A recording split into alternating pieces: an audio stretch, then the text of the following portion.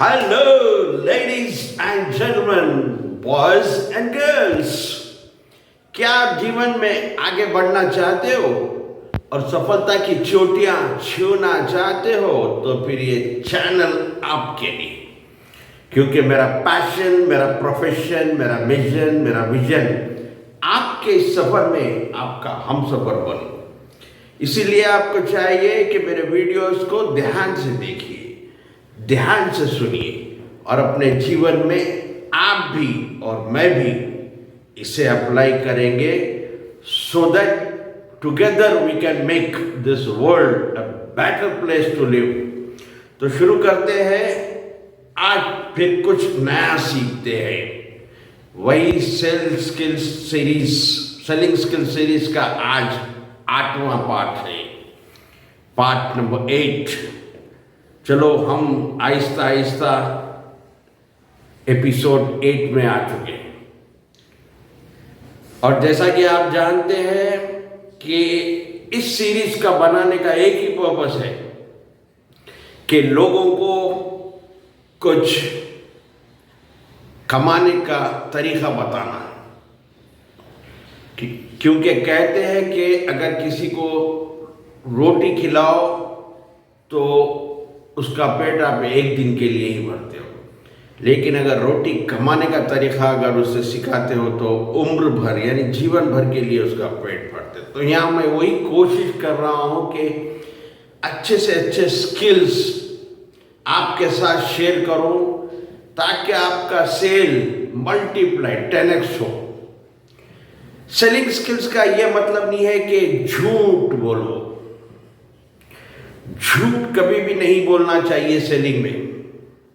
अगर एक कस्टमर कहता है कि ये प्रोडक्ट, ये गुड कॉस्टली है या ये चीज कॉस्टली है, और अगर वो कॉस्टली है तो आप ये कन्विंस करने की कोशिश मत करिए कि ये कॉस्टली नहीं है, झूठ मत बोलिए। हाँ, अगर वाकई में वो कॉस्टली नहीं है जैसा कि कस्टमर बता रहा है तो जब अपने लॉजिक्स लगाइए, उसको कन्विंस करिए। मैंने आज तक का जितना भी मैंने कैरियर किया है, मेरा कैरियर में मैं एथिक्स, ऑनेस्टी और सच्चाई के बेस पे चल के आज तक यहाँ पर पहुँचा हूँ।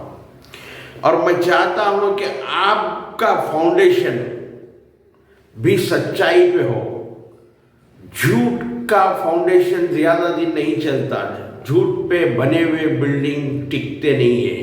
सच पे बनी हुई बिल्डिंग आप कितने भी फ्लोर चढ़ा लो वो मजबूत रहती है। तो शुरू करते हैं, आज कुछ नया सीखेंगे। आज हमारे सेल्स गुरु के बहुत अच्छे एग्जाम्पल से शुरू करता हूं। सेल्स गुरु के बिल्कुल करीब में एक आईटी ऑफिसर का मकान था और हमारे सेल्स गुरु जो है उस जमाने में एलआईसी पॉलिसीज बेचते थे, लोगों को एलआईसी पॉलिसी के लिए सजेस्ट करते थे, दिलवाते थे। और वो चाहते थे कि ये आईटी ऑफिसर्स से मेरी बातचीत हो, मिलूं और इसे भी एक पॉलिसी दूं। लेकिन कभी कभी आमना सामना होता, नमस्ते वो कहते ये कहते, लेकिन कभी ऐसी बात नहीं हो सकी क्योंकि वो स्टेटस का, उनके पोजीशन का भी ख्याल था, वो ज़्यादा घुल मिलते नहीं थे लोगों से। एक दिन वो आईटी ऑफिसर ने हमारे सेल्स गुरु से कहा कि आज हमारे पास, आज हमारे घर पे माता का जागरण है और आप और आपकी फैमिली आइए।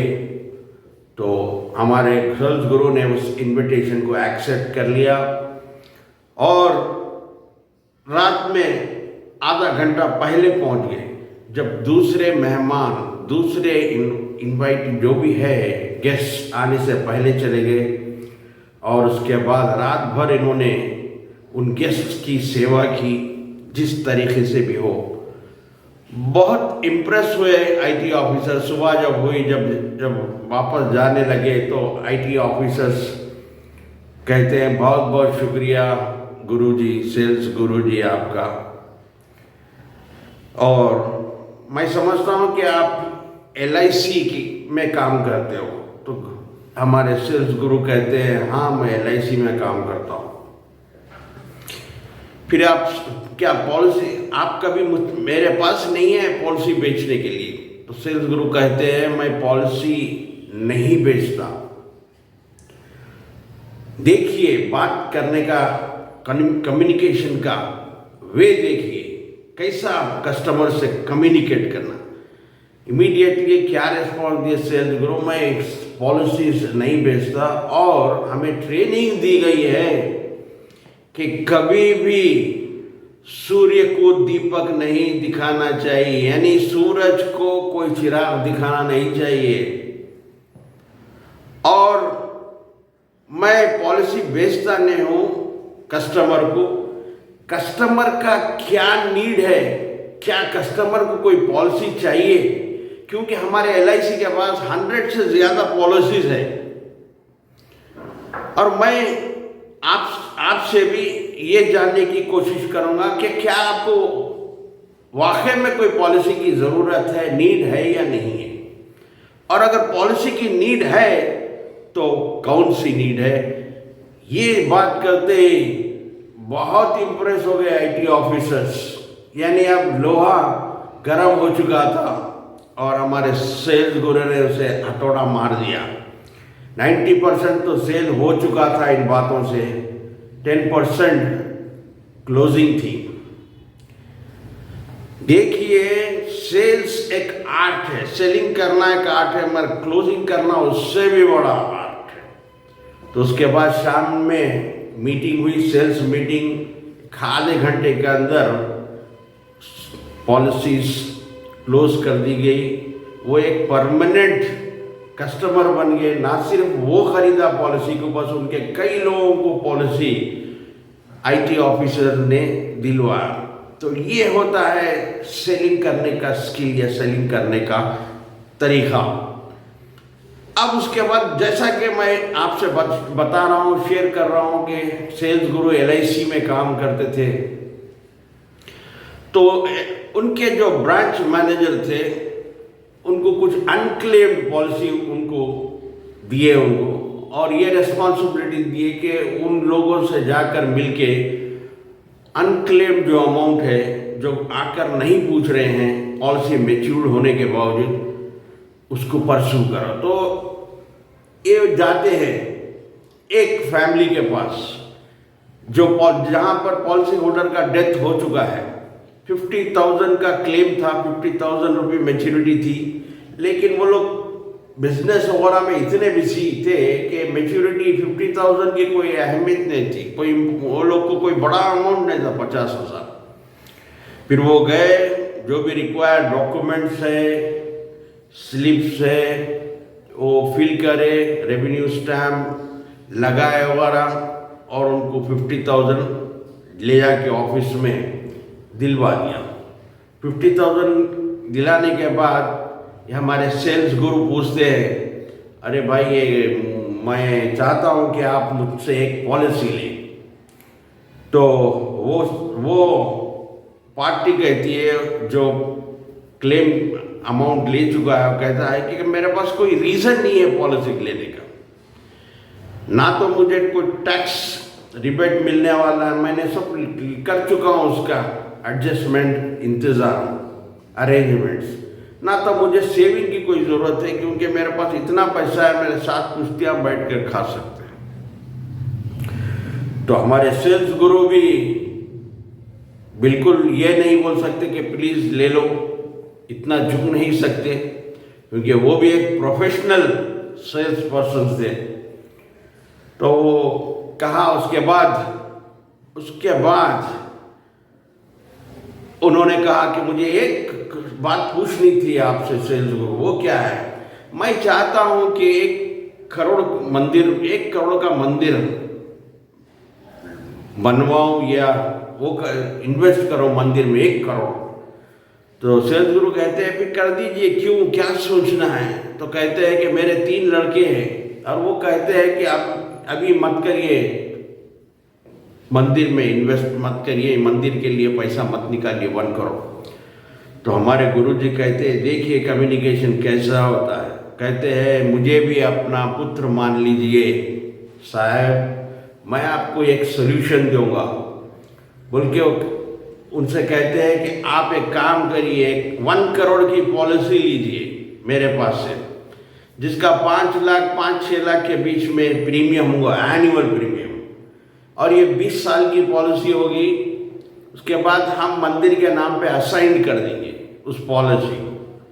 ये असाइनमेंट का नाम सुनकर वो मुझे आश्चर्य हो गए वो पर्सन। उन्होंने बोले, मैं नॉमिनी तो सुना हूँ, ये असाइनमेंट क्या है? तो हमारे सेल्स गुरु करते हैं, नॉमिनेशन यानी नॉमिनी, यानी अगर आप पॉलिसी होल्डर जिंदा है तो LIC आपको रिटर्न करती है मैच्योरिटी, और आप अगर गुजर गए तो आपके जो नॉमिनी है उनको हैंडओवर करती है मैच्योरिटी क्लेम। लेकिन असाइनमेंट में आप जिंदा रहो या आप मत रहो, दोनों इवेंट्स में LIC जो है पैसा मंदिर की देगी, या मैच्योरिटी पे देगी या फिर आपके गुजर जाने पर देंगी। तो बहुत खुश हुए, पॉलिसी ले लिए, 5.5 लाख का प्रीमियम। ये 1980 की बात है, देखिए कितना बड़ा अमाउंट है 80s में, आज 40 साल पहले की बात बता रहा हूँ मैं आपको। इसके बाद ये तो हो गया, और एक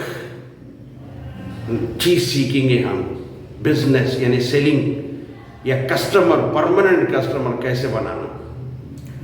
तो एक कस्टमर जो है एक शॉप से नहीं लेके दूसरे शॉप से हमेशा मंथली सामान प्रोविजंस लेता था, और वो जो दुकान थी बहुत फेमस दुकान, राम वल्लभ, बहुत फेमस होलसेल शॉप थी। उनकी आरज़ू थी कि कस्टमर मेरे पास आए। तो एक टाइम ऐसा होता है कि घी का शॉर्टेज हो जाता है, घी। मैं उस टाइम की बात कर रहा हूँ जब हर चीज़ का शॉर्टेज होता था। आपको गैस के लिए लाइन लगाना पड़ता था, स्कूटर कार के लिए लाइन, टेलीफोन के लिए नंबर लगाना, हर चीज़ का शॉर्टेज था। आज नहीं है वो, तो शॉर्टेज था घी का। तो ये जो दूसरे दुकान के कस्टमर थे, वो राम वल्लभ साहब का ने पहुँच गए अपने पिताजी के साथ 5 किलो घी के लिए। तो घी तो लेने वाले थे, और घी का डब्बा लेते हुए राम वल्लभ जी ने बोला उनके पिताजी को कि किया ये आपका लड़का है? तो ये कहते, हाँ मेरा लड़का है। क्या है, क्या इसकी शादी हो चुकी? तो कहते नहीं, अभी तो ये डिग्री कंप्लीट किया, पढ़ाई ख़त्म किया है। तो राम वल्लभ जी बोलते हैं, देखिए मैं इस प्रोविजन दुकान के साथ साथ एक डायरी मेंटेन करता हूँ, एलिजिबल बैचलर्स की। मैं चाहता हूँ कि आपके लड़के का नाम इसमें लिखा दे, मेरे तरफ से या कोई और के तरफ से आपका जो ये प्रॉब्लम है मैरिज का, इसका सोल्यूशन, यानी कोई अच्छी लड़की मिल जाएगी, आपको ढूंढने में आसानी होगी। तो कहते हैं मेरी बेटी का भी लिख दो, या दोनों का लिख दिए। और उसके बाद उन्होंने शादी के लिए अरेंजमेंट अलायंस भी दिलाया, और ये लोग उनके परमानेंट कस्टमर बन गए। तो ये होता है सेलिंग स्किल्स। ये भी एक अच्छा तरीका है। स्टोर प्रोविजन है, मगर एक नया चीज़ उन्होंने की कि एक मैट्रिमोनियल डायरी मेंटेन की, जिससे कस्टमर, एक बार आने वाला कस्टमर बार बार आना, जो परमानेंट कस्टमर बन चुका। तो आज एक छोटा सा होमवर्क है आपके लिए। हर चीज़ जो है ये कम्युनिकेशन से होती है। आप ये काम करिए, कल एक 5 अजनबी को ढूंढिए, अननोन पर्सन्स, चाहे आपके लोकेलिटी में हो, कभी आप ट्रैवल कर रहे हो बस में, ट्रेन में, ऑटो में, उनको एक स्माइल दीजिए, क्योंकि सेलिंग शुरू होती है एक मुस्कान से। मैं चाहता हूँ कि आप अपनी मुस्कान सारी दुनिया को दें। तो ख़त्म करते हैं आज का वीडियो। आपको अच्छा लगा है तो लाइक भी कीजिए। तो फिर मिलते हैं अगली वीडियो तक। Until we meet next, please take care. God bless you and thank you for watching.